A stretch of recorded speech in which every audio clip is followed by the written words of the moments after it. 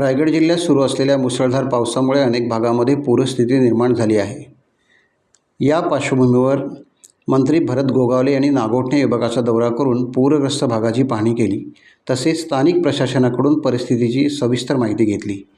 पाहणी दरम्यान मंत्री गोगावले यांनी प्रशासनाला सतर्क राहण्याच्या तसेच बाधित नागरिकांना तातडीने आणि सर्वतोपरी मदत उपलब्ध करून देण्याच्या सूचना दिल्या।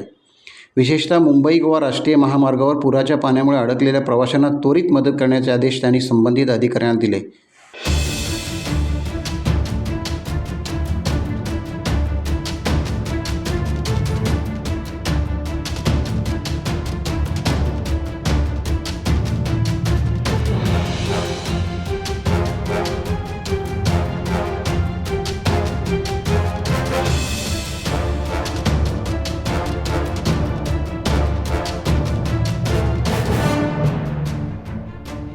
टाइम्स डिजिटलला लाईक करा, शेअर करा, सबस्क्राईब करा आणि बेल आयकॉन दाबायला विसरू नका। Times digital.